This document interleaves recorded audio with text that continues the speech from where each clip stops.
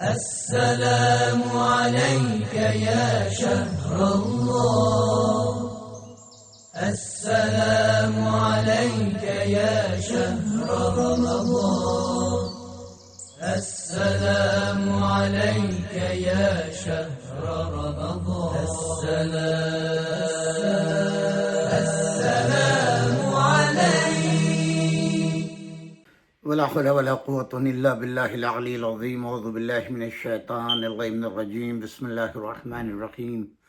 الحمد لله الذي هدانا لهذا وما كنا لنهتدي لولا أن هدانا الله. لقد جاءت رسل ربنا بالحق والصلاة والسلام على رسول الثقلين محبوب رب المغربين والمشرقين جد الحسن والحسين بالقاسم محمد. اللهم صل على محمد وآل محمد والطيبين الطاهرين المعصومين ولعنة الله على أعدائهم أجمعين من الآن إلى قيام يوم الدين. أما بعد فقد قال رسول الله صلى الله عليه وآله وسلم يا علي أنت مني وأنا منك. سامعین اکرام، السلام علیکم جمیعاً ورحمۃ اللہ وبرکاتہ۔ آج 19 ماہ رمضان کی مناسبت سے جو شب ضربت تھی امام علی ابن ابی طالب علیہ السلام کی، ابن ملجم عبد الرحمن ابن ملجم، جس کو معاویہ ابن ابو سفیان لعین ابن لعین نے مقرر کیا تھا اور لالچ دیا تھا کہ مولا امیر المومنین علیہ السلام کی شمع حیات کو گل کر دے، تو انہی ایام شہادت کی مناسبت سے ہمارا یہ 4 روزہ پروگرام امام علی علیہ السلام کی شان اقدس کے مناسبت سے چل رہا ہے۔ اور آج کے ہمارے پروگرام کے جو اسپانسر ہیں وہ ہمارے قدیمی دوست بھائی جناب شباہت حسین، جو رہنے والے ہندوستان کے مشہور شہر الہ آباد کے ہیں اور کافی عرصہ دراز سے میری لینڈ میں مقیم ہیں امریکہ میں، اور وہاں ادارہ جعفریہ کے ایکٹیو ممبروں میں سے ہیں اور بہت محنت کرتے ہیں۔ سب سے بڑی چیز یہ ہے کہ علماء کے قدرداں ہیں، ہر امام اور ہر معصوم کی ولادت اور شہادت کے اسپیشل پروگرام کرتے ہیں، اور ان ایام شہادت جناب امیر علیہ السلام کے موقع پر وہ اپنی پوری فیملی کے ساتھ نجف اشرف میں مقیم رہتے ہیں۔ اس سال بھی وہ الحمدللہ نجف اشرف میں اعمال شب قدر اور ایام شہادت مولائے کائنات امیر المومنین یعصوب الدین علی ابن ابی طالب علیہ السلام وہیں پر منا رہے ہیں۔ وہ ہم چاہتے ہیں کہ جو حضور اکرم صلی اللہ علیہ وآلہ وسلم نے احادیث فرمائی ہیں ان پر تھوڑی سی روشنی ڈالی جائے۔ آپ نے فرمایا یا علی انت منی و انا منکا، اے علی تم مجھ سے ہو اور میں تم سے ہوں۔ کنز العمال جلد 6 صفحہ 52 کے اوپر۔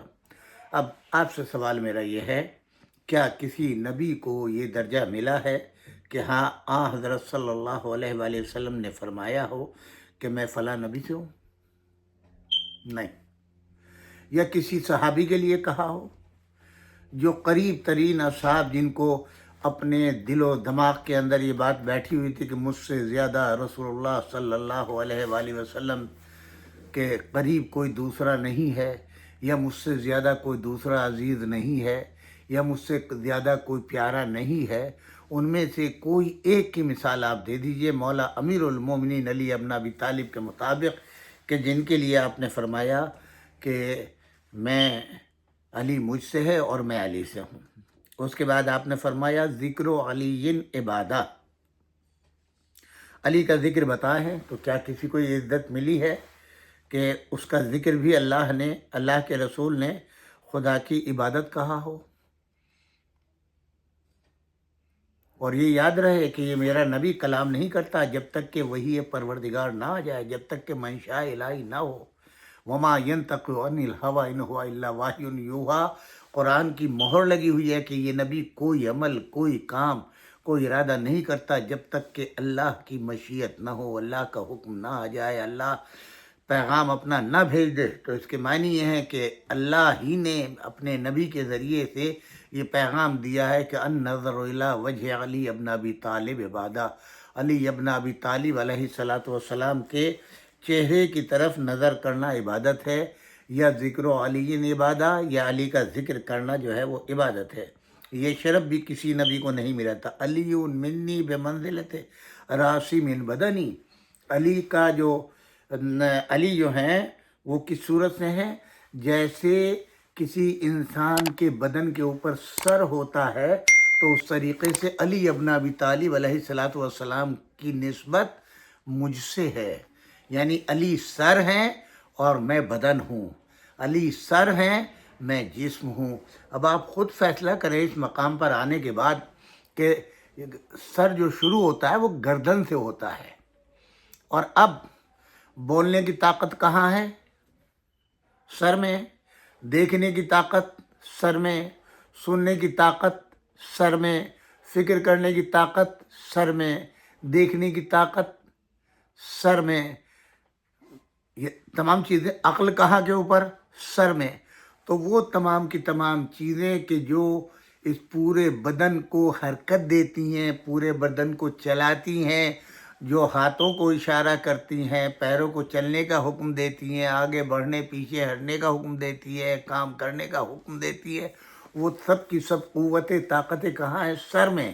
اور مولا کے بارے میں جناب رسول خدا کیا فرما رہے ہیں؟ علی کی مثال ایسی ہے جیسے بدن کے ساتھ سر ہو۔ علی میرا سر ہے، گویا میری قوت گویائی علی ہے، میری قوت سماعت علی ہے، میری قوت بینائی علی ہے، میری غور فکر سوچ کی قوت جو ہے وہ علی ابن ابی طالب علیہ الصلاۃ والسلام ہے۔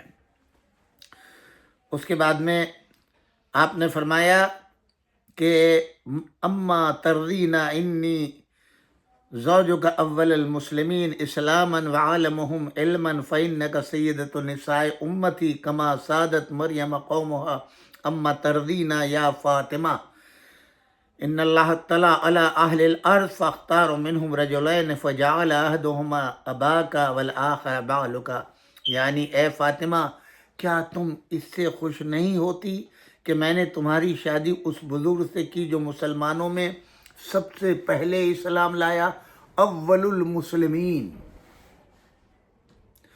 اور ان سب سے زیادہ علم رکھتا ہے، یعنی علی ابن ابی طالب علیہ الصلاۃ والسلام کے علم کے مقابل دنیا میں کوئی دوسرا نہیں ہے۔ اے فاطمہ کیا تم کو اس بات سے خوشی نہیں ہوتی کہ خدا کل زمین والوں کی طرف متوجہ ہوا، کل کائنات کی طرف اللہ نے نگاہ ڈالی، توجہ کی، تو ان میں سے دو شخص کو چن لیا۔ ایک کون؟ تمہارا بابا، دوسرا تمہارا شوہر۔ یہ بھی کنز الاعمال جلد 6 صفحہ 153۔ خدا نے دنیا بھر کے لوگوں میں صرف 2 شخصوں کا انتخاب کیا ہے، ایک جناب رسول خدا جو جناب فاطمہ زہرا سلام اللہ علیہا کے پدر بزرگوار کہلائے، اور دوسرے مولا امیر المومنین علی ابن ابی طالب جن کو جناب فاطمہ زہرا سلام اللہ علیہا کے شوہر ہونے کا شرف حاصل ہوا۔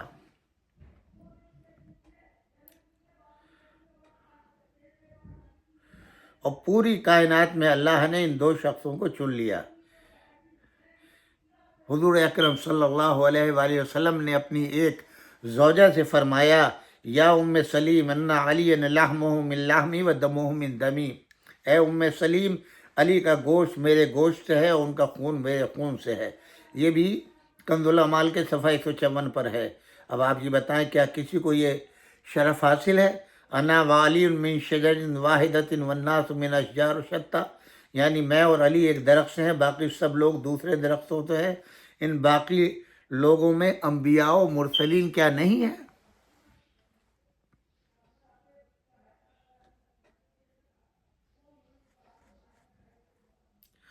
اور درخت سے حضرت علی بھی تھے، تو پھر حضرت علی باقی کل انبیاء سے افضل ہوئے کیونکہ ایک ہی شجر تھے۔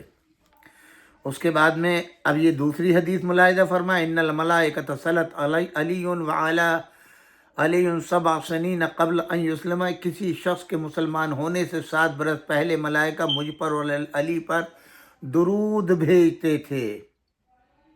کیا کسی کو یہ عزت ملی ہے؟ مکتوب فی باب الجنہ قبل ان یخلق السماوات والارض ب1000 سنۃ لا الہ الا اللہ محمد الرسول اللہ ایدت ہو بعلی، یعنی اللہ نے جب آسمانوں اور زمین کو پیدا کیا تو اس سے 2000 برس پہلے بہشت کے دروازے پر لکھ دیا تھا لا الہ الا اللہ محمد الرسول اللہ ایدت ہو بعلی، اللہ کے سوا کوئی معبود نہیں، محمد اس کے پیغمبر ہیں، میں نے ان کی مدد علی سے کی ہے۔ رأیت لیلۃ اسری بی متبتا علی ساق العرش انی انا اللہ لا الہ غیری خلقت جنتا عدنا بیدی محمد صفوتی من خلقی ایدت ہو بعلی نصرت بعلی، یعنی حضرت رسول اللہ صلی اللہ علیہ وسلم جس رات کو مجھے معراج عرش ہوئی ہے تو عرش کے ساق پر لکھ دیا کہ میں اللہ ہوں، میرے سوا کوئی معبود نہیں، میں نے عدن کے بہشت کو پیدا کیا، میرے خلق میں محمد مصطفیٰ صلی اللہ علیہ وآلہ وسلم برگزیدہ ہے، ان کی حمایت میں علی سے کروں گا، ان کی مدد میں علی ہی سے کروں گا۔ اور سنو، علی خیر المبشر فمن ابا فقد کفر، حضرت علی سب آدمیوں سے افضل ہے، جو ان کا انکار کرے علی ابن ابی طالب علیہ السلام کی افضلیت کا اس دنیا میں اگر کوئی منکر ہو جائے تو وہ اسلام سے خارج، وہ کافر ہو گیا۔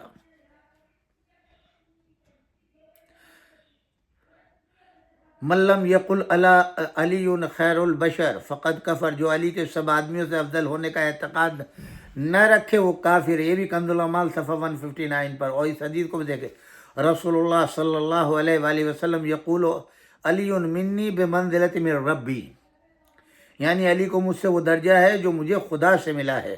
ریاض النظرہ جلد 2 صفحہ 163۔ اب آپ بتائیں کیا کسی نبی کو یہ شرف حاصل ہوا ہے کہ اللہ کو جو نسبت پروردگار عالم سے ہے، علی کو وہ نسبت رسول اللہ صلی اللہ علیہ وآلہ وسلم سے ہو؟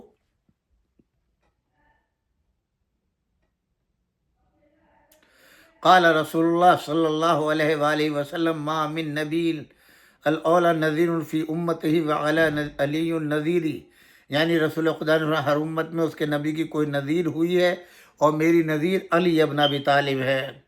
اس کے بعد فرماتے ہیں رسول اللہ یقول کنت انا وعلی نورا بین ید اللہ تعالی قبل ان یخلق آدم ب14,000 عام، رسول خدا فرماتے تھے کہ آدم کے پیدا ہونے سے 14 برس پہلے میں اور علی ایک نور سے پیدا کیے گئے۔ جس بزرگ کا نور آدم علیہ السلام کی خلقت سے 14,000 پہلے قبل رسول اللہ کے ساتھ ساتھ ان کے تمام لوگوں سے افضل ہونے میں کیا شک کیا جا سکتا ہے۔ اور یہ بھی حدیث ملاحظہ فرمائے، ان ابن عباس قال رسول اللہ صلی اللہ علیہ وآلہ وسلم لو ان الاشجار اقلام والبحر مداد والجن حساب والانس کتاب ما احصوا فضائل علی ابن ابی طالب، یعنی حضور اکرم صلی اللہ علیہ وآلہ وسلم، اس کو ابن عباس حبر الامہ، مفسر قرآن، محدث، جس سے بڑا عالم اسلام میں کوئی نہ محدث ہوا ہے نہ مفسر ہوا ہے، ان کا لقب ہی حبر الامہ ہے۔ وہ فرماتے ہیں حضور اکرم صلی اللہ علیہ وآلہ وسلم نے فرمایا کہ اگر یہ کائنات کے تمام درخت جو روئے زمین پر پائے جاتے ہیں مثل قلم کے ہو جائیں، تمام سمندر مثل روشنائی کے ہو جائیں، اور جن و انس جو ہے اس کا حساب و کتاب کریں، تب بھی امام علی ابن ابی طالب علیہ السلام کے فضائل کا، ان کے مناقب کا احسان نہیں کر سکتے۔ اس کے بعد کی حدیث ہے لو کان ان تقول فیک طوائف من امتی ما قالت النصارى فی عیسیٰ ابن مریم لقلت فیک مقالا لا تمر علی ملا من المسلمین الاخذ امن رابر رجلیک وفضل طہرک یستشفون بہ، یعنی اے علی اگر یہ ڈر نہ ہوتا کہ میری امت کے لوگ تمہارے بارے میں بھی وہی اعتقاد کر لیں گے کہ جو نصارہ نے حضرت عیسیٰ علیہ السلام کے بارے میں کیا، تو میں تمہارے متعلق وہ باتیں کہہ دیتا جس کے بعد جہاں سے تم گزرتے مسلمان تمہارے دونوں پاؤں کے نیچے کی خاک اور تمہاری طہارت کا پانی اپنے مریضوں کے علاج کے لیے لے جاتے۔ یہ روایت جو ہے مسند احمد ابن حنبل جلد نمبر 1 اور یہ نابع المودت صفحہ 107 پر ہے۔ اب آپ بتائیں نصارہ کا کیا عقیدہ ہے؟ حضرت عیسیٰ علیہ السلام کو اللہ کا بیٹا قرار دیتے ہیں، جس کی وجہ سے یوم مباہلے کا میدان سجایا گیا، یعنی وہ خدا کا بیٹا کہتے ہیں اس لحاظ سے کہ بغیر باپ کے پیدا ہوئے۔ اور اب پوری دنیا کے اندر دیکھیں پہلے درجے پر جو تعداد ہے وہ انہی نصارہ کی، یعنی مسیحی عیسائی۔ اب حضور کیا فرما رہے ہیں؟ مولا علی ابن ابی طالب کو، یعنی ان کے فضائل، ان کے کمالات، اس سے بڑا کوئی شرف ہوگا کہ جس صورت سے نصارہ گمراہ ہو گئے ایسے ہی میری امت بھی گمراہ ہو جاتی، اور تمہیں دیکھ کر کے، تمہارے کمالات کو دیکھ کر کے، تمہارے معجزات کو دیکھ کر کے، تمہارے فضائل کو دیکھ کر کے، تمہارے مناقب کو دیکھ کر کے یہ میری امت بھی مثل نصارہ کے گمراہ ہو جاتے کہ تم جدھر چلتے تمہارے قدموں کی خاک کو اپنے مریضوں کے لیے لے کے جاتے، تمہارے غسل کے پانی کو جو ہے اپنے مریضوں کو شفا کے لیے لے کر کے جاتے، اور تمہیں بھی وہ درجہ دیتے جو حضرت عیسیٰ علیہ السلام کو اس امت نے دیا ہے۔ یہ مناقب و فضائل امام علی ابن ابی طالب علیہ السلام کی چند احادیث میں نے آج آپ کی خدمت میں پیش کیے ہیں۔ اب آپ ان احادیث کا احاطہ کیجئے۔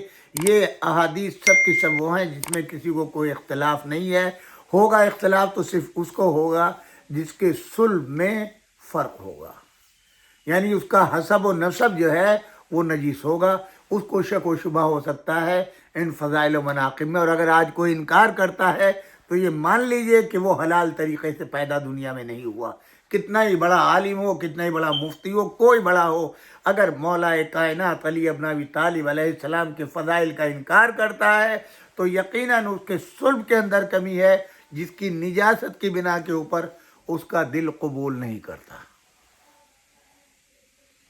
میرے عزیزو، غور و فکر کا مقام یہ ہے، آج جو امت کلمہ پڑھتی ہے یہ علی ابن ابی طالب علیہ السلام کا صدقہ ہے۔ اگر کل رسول اللہ صلی اللہ علیہ وآلہ وسلم جب مکے کے اندر اپنی صدا قولوا لا الہ الا اللہ کی بلند کر رہے تھے، میرے نبی کو ایک وٹنس کرنے والا، ایک گواہ، ایک مددگار نہیں ملا، اس وقت علی ابن ابی طالب علیہ السلام کا سن مبارک 13 سال کا تھا، جس میں آپ نے رسول اللہ کی رسالت کی گواہی دی، اللہ کی وحدانیت کی گواہی دی۔ گویا وہ بتانا چاہتے تھے کہ یہ میرا نبی ہے اور یہ نبی جھوٹ نہیں بولتا، یہ سچ کہہ رہا ہے، جس اللہ کا یہ کلمہ پڑھوا رہا ہے میں تائید کرتا ہوں، میں تصدیق کرتا ہوں، میں گواہی دیتا ہوں، وہ واحد و یکتا ہے، اور یہ اسی واحد و یکتا اللہ کا فرستادہ رسول ہے جو کبھی جھوٹ نہیں بولتا، جھوٹ کا شائبہ تک اس کے نہیں ہے۔ تم نے آزما لیا ہے، تم نے دیکھ لیا ہے۔ پوری تاریخ حیات میں آپ بتا دیں مجھے کوئی ایک لمحہ جب علی ابن ابی طالب علیہ السلام نے تکلفاً بھی انکار کیا ہو میں نہیں جاتا۔ جتنے اصحاب ہیں میدان چھوڑ چھوڑ کے بھاگے، کتنے کتنے خطرناک مواقع آئے، مگر میں مولا علی ابن ابی طالب نے کبھی میدان نہیں چھوڑا۔ علی کی ذات کے لیے یہ عیب ہے کہ وہ اپنی پیٹھ دکھائیں۔ کیا واقعہ بھول گیا؟ جنگ خیبر میں جب رسول اللہ صلی اللہ علیہ وآلہ وسلم نے اس موقع پر جب ایک سے ایک بڑا ترم خاں اور سورما میدان چھوڑ کے بھاگ کے آیا ہے، 1-2 دن نہیں، 39 ڈیز، 39 دن، اسلام کو بھی بدنام کیا، پرچم اسلام کو بھی جھکا دیا، رسول اللہ کو بھی بدنام کیا، اور یہ بدنامی صبح قیامت تک چھوٹنے والی نہیں تھی اگر علی ابن ابی طالب نہ ہوتے۔ یہ اسلام کے بھگوڑے پہلے تو بھاگ بھاگ کے آتے ہی تھے۔ آپ روایتیں دیکھیں نا، جنگ احد میں سب سے بھاگنے والے آج کا مولوی ملا خدا لعنت کرے ان پہ، یہ کہتے ہیں کہ ارے تھوڑا بہت احترام تو کرے۔ ارے بھائی اس میں احترام کی کیا بات ہے؟ جنگ میدان سے اپنے جان کے خوف سے بھاگ گئے، عام آدمی تھے، ہم آپ بھی بھاگ سکتے ہیں اگر جان کا خوف ہو، اس میں کون سی بڑی بات ہے؟ وہ بھاگ گئے تو ظاہر ہے کہ وہ آدمی تھے، ایک عام آدمی تھے، ڈر و خوف ہوا، میدان تلوار کی تاب نہ لا کر کے وہ خون بہتے ہوئے، وہ سر کٹتے ہوئے، بدن کو دو ٹکڑے ہوتے ہوئے انہوں نے دیکھا، ان کا دل پہ کے اوپر جو ہے ایک ہیبت طاری ہوئی، خوف طاری ہوئی، اور اس کی وجہ سے وہ میدان چھوڑ کے بھاگ گئے۔ ہم یہ برائی کے طور پہ نہیں بیان کر رہے، انسان ہے، عام انسان ہے،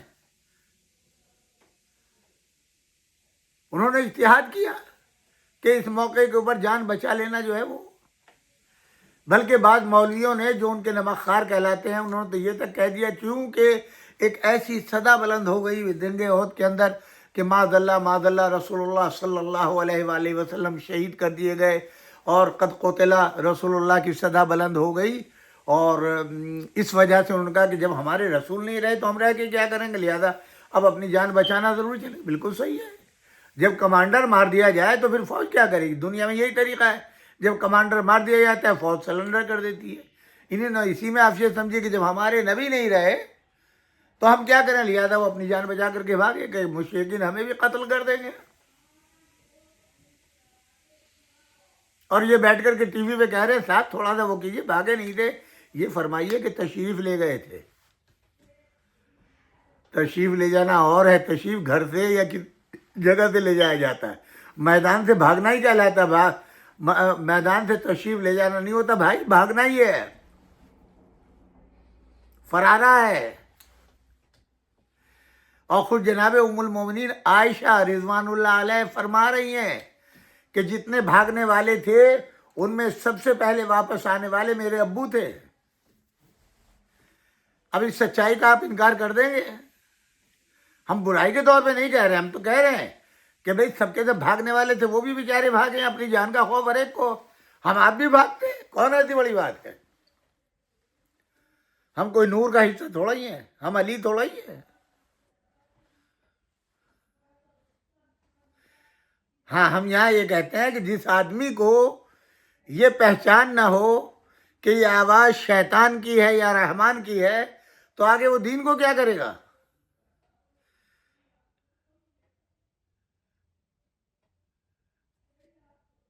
بہرحال ہر میدان کے اندر مولا امیر المومنین علیہ السلام کو تمغہ ملا، کوئی میدان ایسا نہیں ہے جہاں علی ابن ابی طالب کو اور مسلمانوں کو ندامت اٹھانی پڑی۔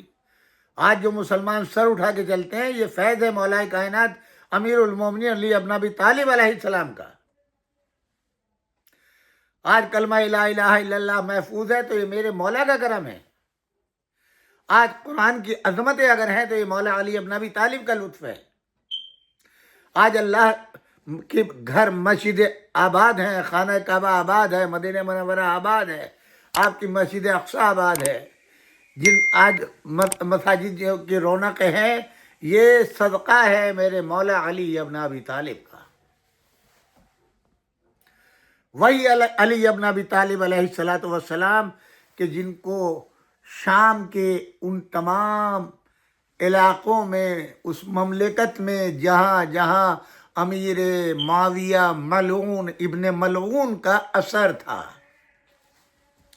جتنے سارے محدثوں کو خریدا، مفسروں کو خریدا، مورخوں کو خریدا اور مفتیوں کو خریدا، اور اس کے بعد میں اپنے کارندوں کو خریدا اور بیت المال کے دروازوں کو کھول دیا، بے حساب لے جاؤ، علی کے خلاف احادیث گڑھ گڑھ کے لاؤ۔ اور احادیث کس سے مربوط ہوں گی؟ کسی صحابی کی زبان تو حدیث ہو نہیں سکتی، رسول اللہ صلی اللہ علیہ وآلہ وسلم ہی کا قول کہلائے گا۔ اس بنا پر جتنے محدث تھے وہ سب کے سب اپنا ایمان بیچ کے اس بے ایمان کے پاس آ گئے اور انبار لگا دیے احادیث کے۔ جو پڑھے لکھے حضرات ہیں وہ اپنی صحیح کتابوں کو پڑھیں، ان کے رائٹرز کو پڑھیں، کہ ان کے لیے اپنی یہ جیسی بھی کیسی کتابیں تمہارے سامنے ہیں ان کو اس منزل تک چھانٹ چھانٹ پھٹک پھٹک کے پہنچانے میں کتنی دقتوں کا سامنا ہوا ہے۔ خود معاویہ کہتا ہے کہ اب اتنی جعلی حدیثیں ہو چکی ہیں کہ اب اس کے بعد جو ہے وہ ضرورت نہیں ہے، ہمارا مقصد جو ہے پورا ہو گیا۔ 70 سال سے زیادہ عمر تک جو ہے وہ ممبروں سے امام علی ابن ابی طالب علیہ السلام کو برا بھلا کہا جاتا رہا، اور یہ سب علماء تھے، خطبہ تھے، ائمہ جمعہ تھے، یہ ملاعین جن پر اللہ کی، اللہ کے رسول کی، اللہ کے ملائکہ کی اور مومنین کی لعنتیں ہمیشہ ہوتی رہیں گی، جن کا حسب و نسب بھی پاک نہیں ہے، جن کے باپ کا پتہ نہیں ہے، جن کی مائیں دھندا کرتی تھی، ان کی اولادوں کی تعظیم کا حکم ہمیں دے رہے ہیں۔ آج علی کے شیعوں کو قتل کیا جاتا ہے کہ ان کو رضی اللہ لکھو، ان کا احترام کرو۔ لعنت ہے تمہارے اوپر۔ کیا تمہیں نہیں معلوم کہ معاویہ کی ماں کا کیا کردار تھا، کیا عمل تھا؟ کیا کوئی مسلمان عورت ایسی ہے کہ جس سے رسول اللہ صلی اللہ علیہ وآلہ وسلم نے کلمہ پڑھوایا ہو، اور مشروط کلمہ پڑھوایا ہو کہ تو زنا نہیں کرے گی، تو ناچ نہیں کرے گی، تو گانا نہیں گائے گی؟ مگر معاویہ کی ماں جب آئی ہے تو یہ آپ نے اس سے عہد لیا ہے تو اب زنا کا مرتکب نہیں ہوگی۔ مکے کی تاریخ پڑھو، مکے میں سب سے بڑا جھنڈا جو ہے معاویہ کی ماں کا رکھتا تھا۔ جب اس کے باپ کی شادی ہے تو یہ پیٹ کے اندر تھا ماں کے۔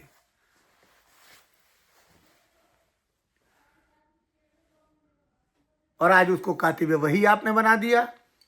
ٹھیک ہے، آپ کی مرضی ہے، مگر ہم سے کیوں امید رکھتے ہیں کہ ہم بھی اس کو مانیں؟ ہم تو ہمیشہ اس نے جو کام کیا ہے اسلام کو مٹانے کا، اور اسلام پہ جو اس نے وار کیے ہیں اور اسلام کو برباد کرنے کے لیے اس نے کوئی دقیقہ نہیں چھوڑا رکھا۔ اپنی کتابیں پڑھیے، اس کو سب سے زیادہ نفرت تھی جب اذان میں اشہد ان محمد رسول اللہ صلی اللہ علیہ وآلہ وسلم کہا جاتا تھا، اور وہ باغ دہل اپنے چاہنے والوں کے درمیان کہتا تھا ابو بکر مر گئے کوئی پوچھنے والا نہیں ہے، عمر مر گئے کوئی پوچھنے والا نہیں، عثمان چلے گئے کوئی پوچھنے والا نہیں، میں بھی مر جاؤں گا، میرا نام بھی نہیں ہوگا، مگر محمد کا نام اب تک اذان میں ہے۔ مسلمانوں سوچو، ہم صرف اس لیے نہیں کہ مولا علی ابن ابی طالب سے دشمنی تھی معاویہ کی، ہم تو آپ کو یہ بتانا چاہتے ہیں کہ معاویہ کو اور معاویہ کے خاندان کو اللہ سے، اللہ کے رسول سے، اللہ کی کتاب سے، اللہ کے دین سے نفرت تھی، کیونکہ اس کا پورا خاندان، ماں باپ، نانا ماموں دادا، یہ سب کے سب بت پرست تھے۔ ان کے دلوں میں محبت تھی، یہ خود ساختہ بتوں کی عبادت کرنا چاہتے تھے، یہ کسی قانون شریعت کو ماننا نہیں چاہتے تھے۔ اسلام کے قانون آپ کے سامنے ہے، یہ تو آزادی چاہتے تھے کہ کوئی حرام و حلال ان کے سامنے نہ ہو، ان پر کوئی روک ٹوک کرنے والا نہ ہو۔ دین کے معنی یہ ہے کہ آپ پر روک ٹوک ہوگی، جس دین کو آپ فالو کریں گے اس کے قانون آپ کو ماننا پڑیں گے، ان پر عمل کرنا پڑے گا۔ اگر آپ نے اللہ کی وحدانیت کا کلمہ پڑھا تو اللہ کے کلام کو دیکھ کر کے آپ کو عمل کرنا پڑے گا، رسول اللہ کی اطاعت و فرما برداری کرنی پڑے گی۔ سب سے بڑا جو لیڈر تھا، ظاہر اتبا عتیبہ یہ سب کے سب معاویہ کے ماموں، نانا، چچا، یہ لوگ تھے جو پہلی جنگ کے اندر مارے گئے۔ سب سے زیادہ اذیتیں یہی لوگ مکے میں مسلمانوں کو دینے والے تھے۔ اسلام کے سب سے پہلے شہید جو ہیں وہ جناب عمار یاسر کے والد ماجد اور ان کی والدہ گرامی ہیں۔ کس نے شہید کیا ان کو؟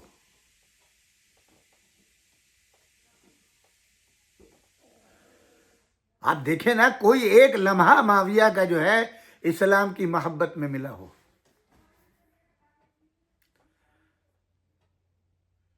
جو اسلام کے اصول تھے ان کو پامال کیا ہے معاویہ نے، جو اسلام کا دستور تھا ان کو پامال کیا ہے۔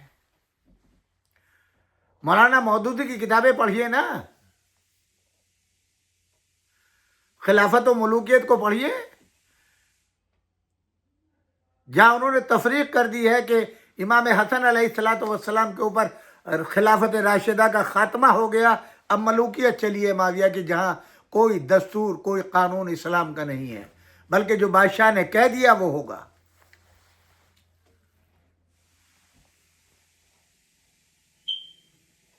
مولا علی ابن ابی طالب علیہ السلام کے مقابل آپ لا کے معاویہ کو کھڑا کریں؟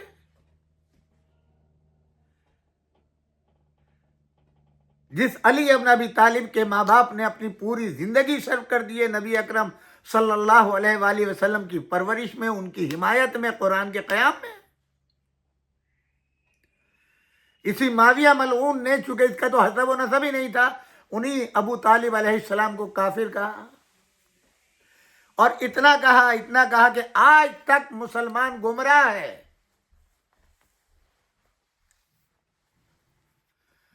اور ان کے پیادے جو ہیں وہ چیخ کے ان کے دن منا رہے ہیں معاویہ کا، یوم معاویہ۔ لعنت ہو ان منانے والوں پر بھی اور ماننے والوں پر بھی، اور اس پر تو خدا کی لعنت ہی ہے۔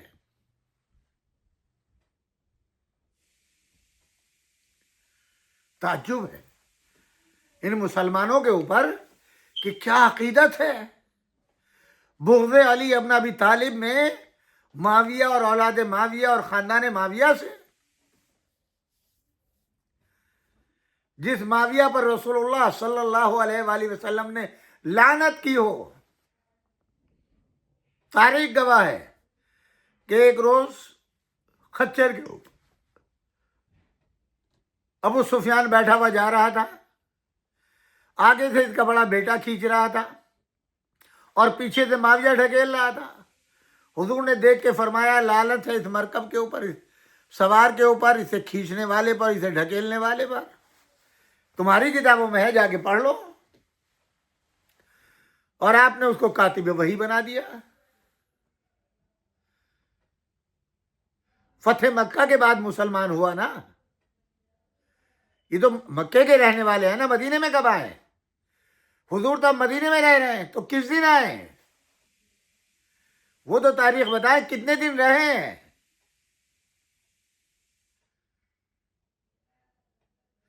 فائدہ اٹھایا مسلمانوں نے کس چیز سے؟ کہ جناب ام حبیبہ رضوان اللہ علیہ ہے، ام المومنین، معاویہ کی بہن تھی اور ابو سفیان کی بیٹی تھی۔ ان سے حضور اکرم صلی اللہ علیہ وآلہ وسلم نے عقد فرما لیا تھا۔ نہ تو معاویہ شریک تھا، نہ ابو سفیان نے حضور کے عقد میں دی تھی، جیسے ابو بکر و عمر نے اپنی بیٹیاں دی ہیں۔ پہلے یہ تو طے کیجئے، تاریخ پڑھیے کہ ہوا کیا تھا۔ جناب ام حبیبہ تو پہلے سے شادی شدہ تھی، ان کا شوہر مسلمان ہو گیا۔ ایک روایت کے مطابق باقاعدہ پہلی ہجرت جو حبشہ ہوئی ہے اس میں بھی وہ شریک تھا، روایتیں جو کہتی ہیں۔ اور جب مکے والوں نے یہ دیکھا کہ ابو سفیان کے داماد اور بیٹی مسلمان ہو گئے تو اس کو لوگوں نے تانا دیا کہ بھائی اپنا گھر تو دیکھ لے بھائی، تیری بیٹی داماد وہ ہو گئے۔ اب اس شرمندگی مٹنے کے لیے اس نے داماد کا پیچھا کیا۔ جب حبشہ سے واپس آئے تو اس نے اپنے داماد کا پیچھا کیا، اسے لالچ دیا اور اسے پھر پلٹا کے وہ مشرکوں میں لے گیا۔ اس نے اپنا دین و عقیدہ ایمان بدل دیا، مگر جناب ام حبیبہ نے نہیں بدلا۔ اب وہ ابو سفیان کے پاس آ گئے کہ میرے شوہر نے مجھے، تو میں نے اس کو چھوڑ دیا اس لیے کہ ایسے ایسے وہ کافر ہو گیا، مشرک ہو گیا۔ ابو سفیان نے کہا کہ تو بھی اسی کے دین پہ آ جاؤ۔ اس نے کہا یہ میں نہیں کر سکتی۔ کہا پھر میرے گھر میں تیری جگہ نہیں ہے۔ اب ظاہر یہ ابتدائی اسلام تھا۔ اب آپ سیاست دیکھیں، اب یہ جناب رسول خدا کے پاس آتی، یا رسول اللہ میں کیا کروں ایسی حالت میں؟ باپ نے گھر میں جگہ نہیں دی ہے، شوہر جو ہے وہ کافر مشرک ہو گیا ہے باپ کے ہمارے لالچ دینے میں، اب میں کیا کروں؟ اب آپ ذرا سوچئے، اگر ایسے موقع کے اوپر ایک ایسی خاتون لاوارث ہو جائے کہ ابتدائے اسلام ہے یہ، اور یہ خبر پوری دنیا میں پھیل جائے کوئی مدد کرنے والا نہیں ہے، تو اسلام کو کتنا بڑا دھچکا ہوگا، اسلام کو کتنا بڑا نقصان ہوگا۔ پروردگار عالم نے اپنی نبی کو حکم دیا، میرے نبی اس سے عقد کر لیں، اسے اپنے عقد میں لے آئیں۔ جب رسول اللہ صلی اللہ علیہ وآلہ وسلم نے فرمایا بشارت ہو، میرے اللہ نے حکم دیا ام حبیبہ تم سے میں عقد کر رہا ہوں۔ وہ خوش ہو گئی، خوشی خوشی رسول اللہ کے عقد میں آ گئی۔ یہ خبر جب ابو سفیان کو ملی، آپ سمجھے کہ نہیں، تو ظاہر ہے وہ بھی کمزور ہو چکا تھا جنگیں کرتے کرتے، تو ایک روز وہ مدینے آ گیا اس بہانے سے کہ میں اپنی بیٹی سے ملنے جا رہا ہوں، جو بھی ارادہ ہو مجھے نہیں معلوم، اور آ کر کے اس بستر پر بیٹھنا چاہا جو رسول اللہ صلی اللہ علیہ وآلہ وسلم کا بستر تھا۔ جب بیٹھنا چاہا ویسی بیٹی نے کہا بابا ایک منٹ ٹھہرو، اور اس بستر کو لپیٹ دیا، کہا اب بیٹھو۔ کہا بیٹے بستر کیوں لپیٹ؟ کہا یہ اللہ کے رسول کا بستر ہے اور آپ مشرک ہو، کافر ہو، اللہ کے رسول کے بستر پر تم نہیں بیٹھ سکتے۔ کہا بیٹی میں تمہارا باپ ہوں، کہا میرے اوپر آپ کا احترام واجب ہے کہ آپ میرے باپ ہیں، لیکن یہ بستر رسول اللہ کا پاک و پاکیزہ طیب و طاہر ہے، اس پر کوئی نجس نہیں بیٹھ سکتا، آپ کفر و شرک میں غرق ہے، آپ نجس ہیں۔ یہ ہے جناب ام حبیبہ۔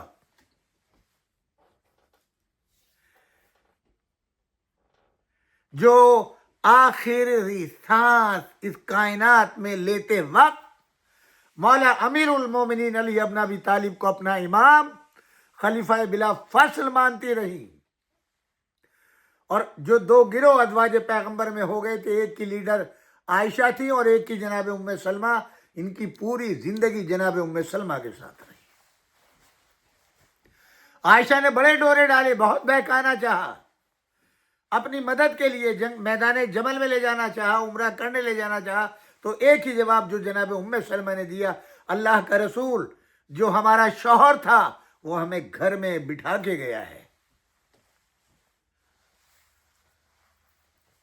سوچ سکتے ہیں آپ، کیا یہ عمرہ نہیں کر سکتی تھی؟ کیا یہ حج نہیں کر سکتی تھی؟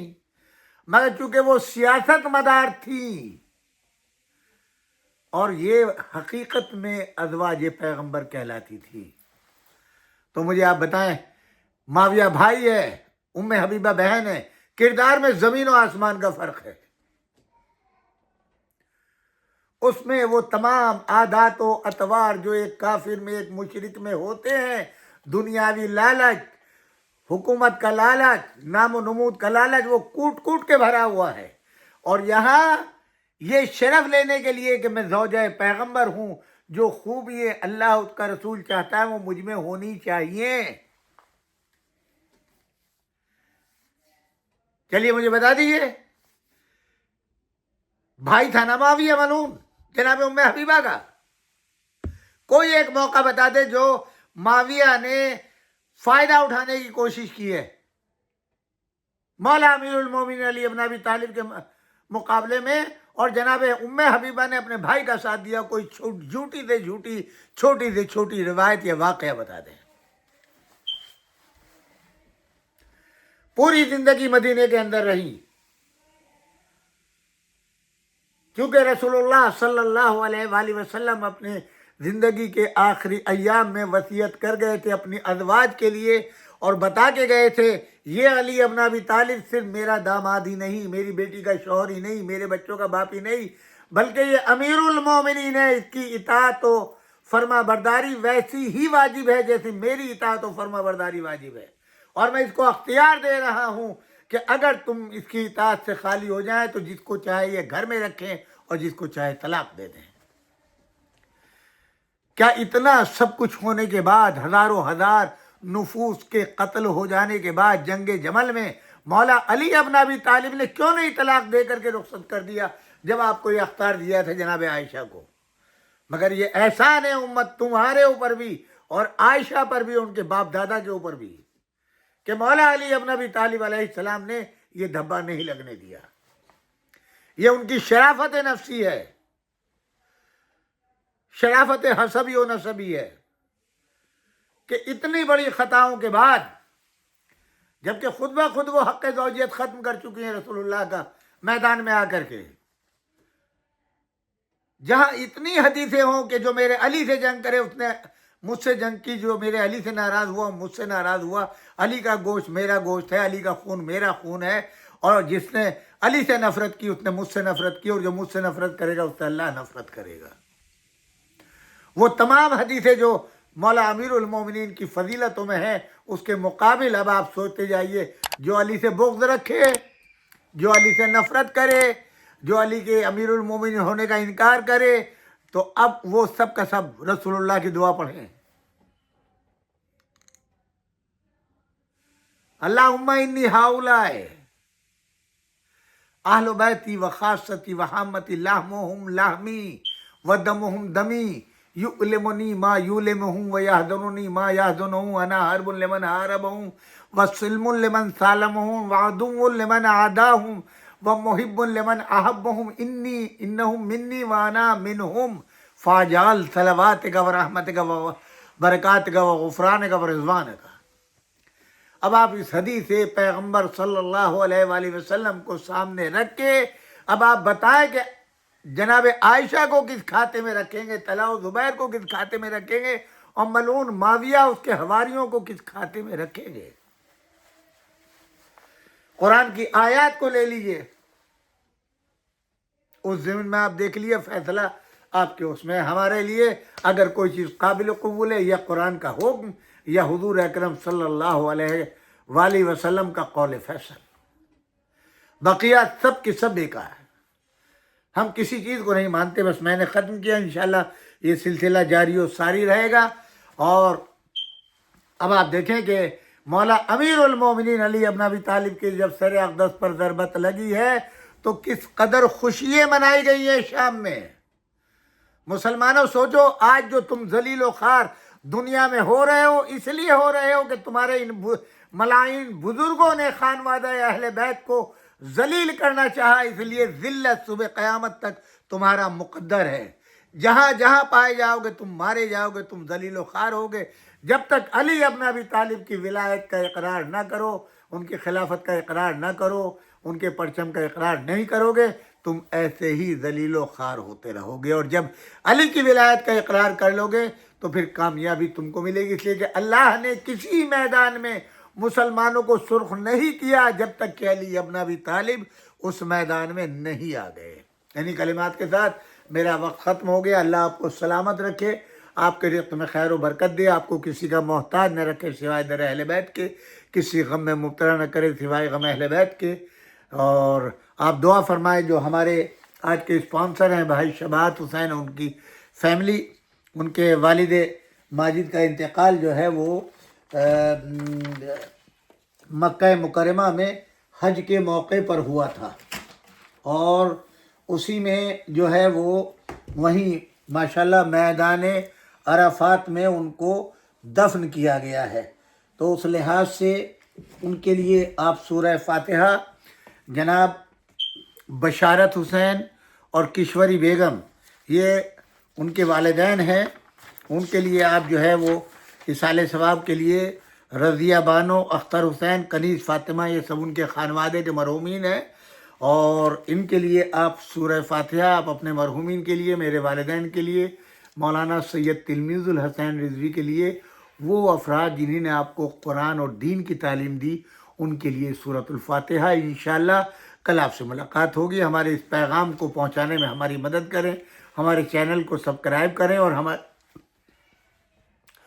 لائک کریں، اور اپنا تبصرہ بھی لکھیں تاکہ ہم اس کو پڑھیں اور سمجھیں اور اس کے مطابق عمل کریں۔ ہمارا یہ خدا گواہ ہے کہ ہم کسی شخص کی برائی کے لیے، کسی کے دل کو تکلیف پہنچانے کے لیے، کسی کے عقائد پر حملہ کرنے کے لیے ان الفاظ کا استعمال نہیں کرتے، مگر یہ بھی ہے کہ مولا امیر المومنین علی ابن ابی طالب اور اہل بیت اطہار علیہم السلام کے اوپر جن لوگوں نے ظلم کیا ہے وہ ایک لمحے کے لیے بھی برداشت نہیں کر سکتے۔ یہ اہل بیت کی محبت ہے جس کی بنا کے اوپر یہ الفاظ آ جاتے ہیں ان افراد کے لیے جو ظلم و ستم ڈھانے میں اپنی مثال آپ رکھتے تھے۔ والسلام علیکم جمیعاً ورحمۃ اللہ وبرکاتہ۔